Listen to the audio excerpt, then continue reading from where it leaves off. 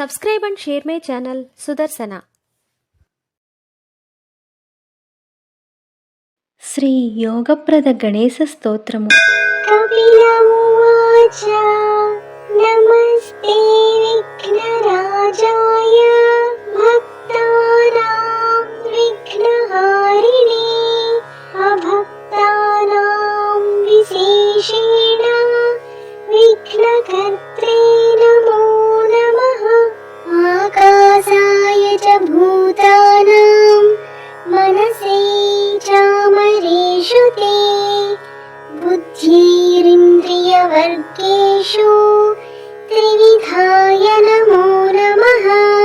देहानां बिन्दुरूपाय मोहरूपाय देहिनां तयोरभेदभावेषु बोधाय ते नमो नमः.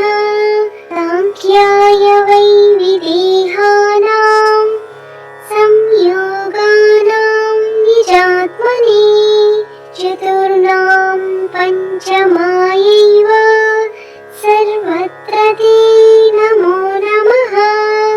नामरूपात्मकानां वै सिद्धिरूपाय ते नमः. आत्मनां रवये तुभ्यं हेरम्बाय नमो नमः. आनन्दानां महाविष्णुरूपाय नीतिधारिणां शङ्कराय च सर्वेषां संयोगे गणपाय ते कर्मणां कर्मयोगाय ज्ञानयोगाय जानतां समेषु समरूपाय लम्बोदर नमोऽस्तु ते. स्वाधीनानां गणाध्यक्ष सहजाय नमो नमः. तेषामभेदभावेषु स्वानन्दाय च ते नमः.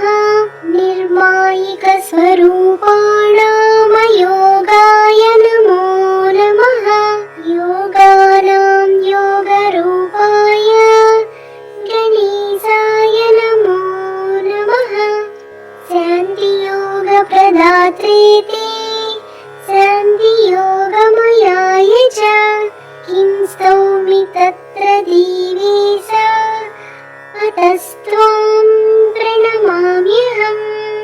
ततस्तं गणनाथो वै जगादभक्तमुत्तमम्. हर्षेण महता युक्तो हर्षयन्मुनिसत्तमा. गणेश उवाच त्वया कृतं मदीयं यत् स्तोत्रं योगप्रदं भवेत्. धर्मार्थकाममोक्षाणां दायकं प्रभविष्यति. इति श्रीमुद्गलपुराणे योगप्रदगणेशस्तोत्रं समाप्तम्. Subscribe and share my channel Sudarsana.